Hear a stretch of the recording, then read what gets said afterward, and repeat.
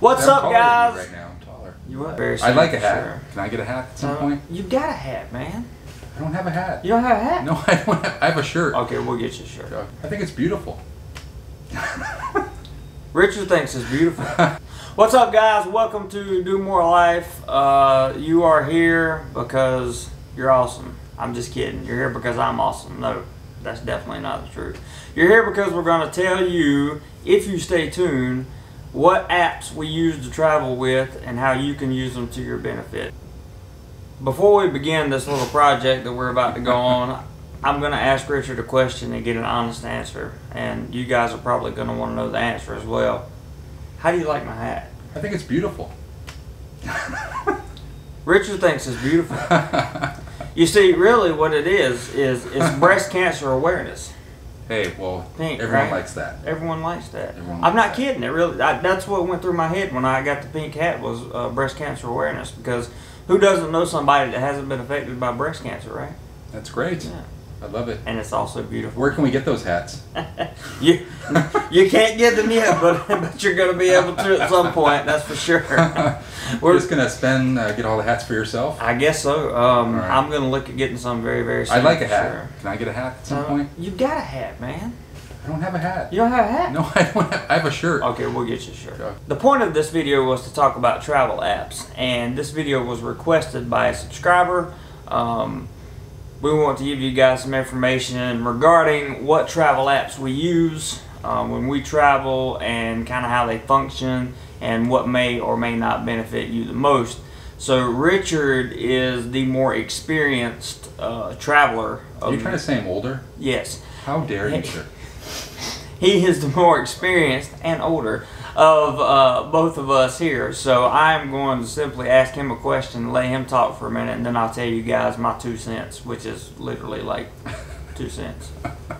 Or maybe it's 2 baht. I don't know. 2 baht. Yeah. So how do you get started planning a trip? What apps do you use? And like, what? Give us kind That of. doesn't be one question. Well, That's 3 questions. No, you got to get the flow, man. You got to get. Okay, so You got to tell everybody how you do it. okay, awesome. So I have apps on my phone from all the major international airlines that I use, such as China Airlines, not to be confused with China Air. It's China Airlines, Philippine Airlines, and Thai Airlines. I have all those on my phone. So what I can do is I can start checking out flights and costs and checking out specific dates I'm looking to travel on. That's where I start with. I always start with the flight. Make sure there's a flight available in the price range I'm looking for. Once I book the flight, then I start looking at 2 hotel applications. One is Agoda and one is hotels.com to find hotels. Question.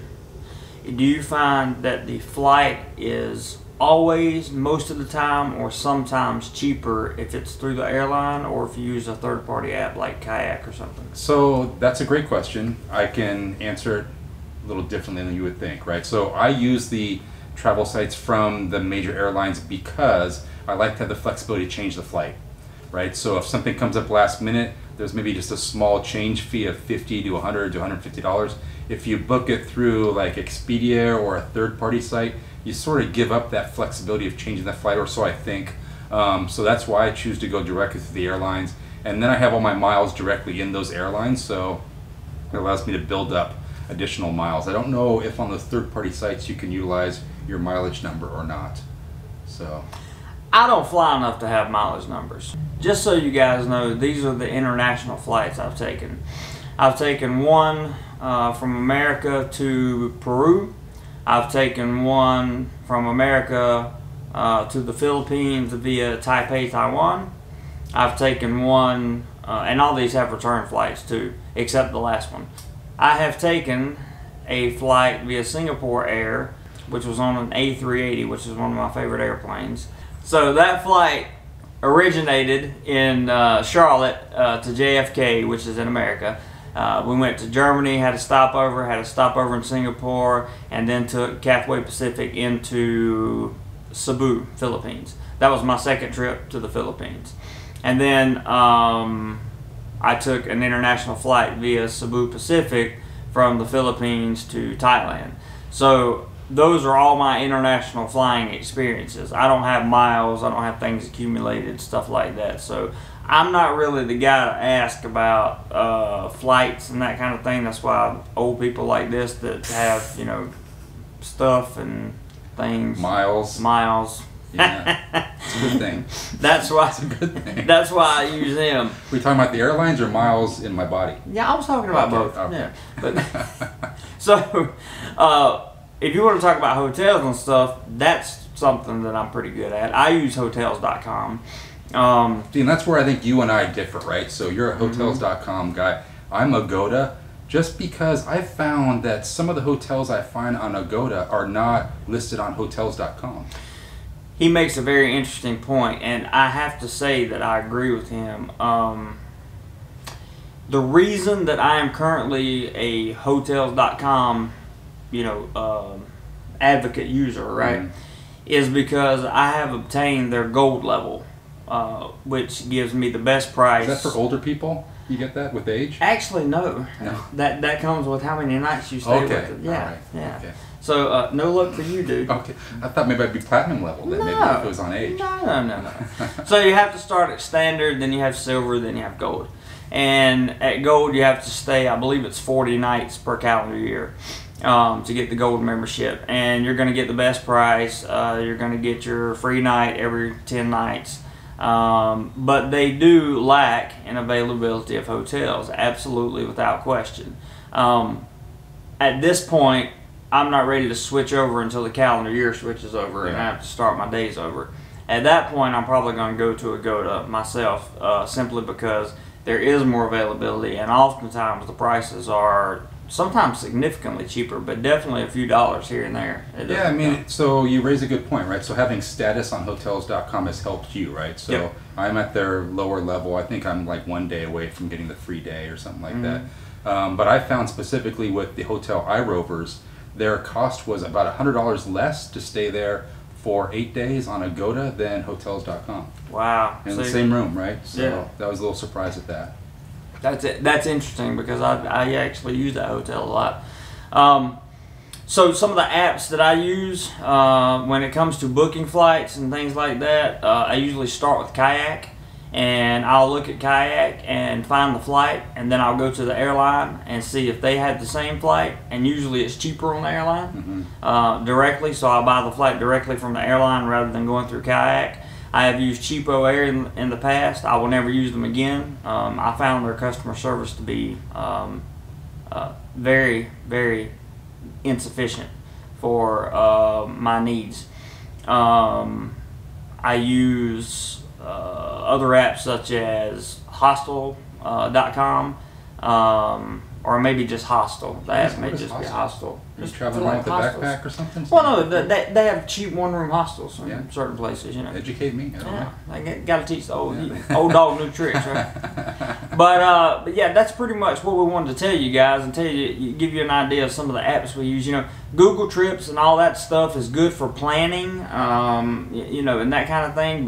But in terms of booking flights, I think Richard just pointed out it's best to usually book through the airline. Yeah, that's best success for me has been booking through the airline directly, but you know, you may have a different opinion on that. It's fine. And no, I agree. What I do is I use the like an app like Kayak. I find that Kayak has very good prices, and I actually use them on both my Philippine flights because they were actually cheaper than the airline itself.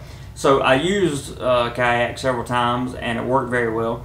But if you find the flight on Kayak, then you can go to the airline and look for it, and most of the time you will find that it's cheaper on the airline itself. So when it comes to staying, you're talking about Agoda.com, hotels.com. We didn't talk about booking.com, but that's also another app that you can use if you're looking to come like to Thailand or the Philippines or something like that, and you're looking for a long stay.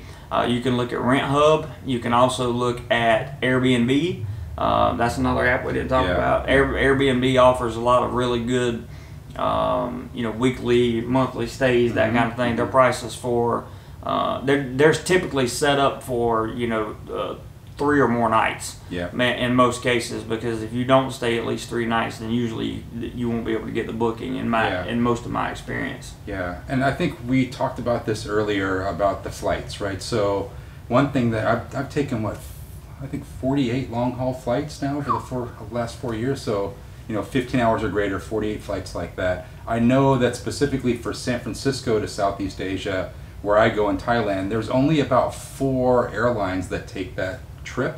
So China Airlines, EVA Airlines, Philippine Airlines, and like Cathay Pacific. So I just know over the years that for me, China Airlines, Philippine Airlines are the cheapest. So I tend to stay with those 2 airlines. But to your point, so I don't have to really use a third party because I know it's just those 4 airlines to look at. And that makes perfect sense. Also, he mentioned EVA Airlines, and I will just say that my personal experience with EVA Airlines has been incredible. Their customer service was fantastic. The flight was good. The meals were good. Everything about the flight was good. Did they have grits and tomatoes? No? I don't know if they had grits and tomatoes, but they did arrive 38 minutes early on a 16-hour flight. So what is that, like 0.1% faster than the... At 16 hours. At 16 hours, 38 minutes. My body was aching so bad, like it didn't matter. But my point is, EVA's a good airline to fly.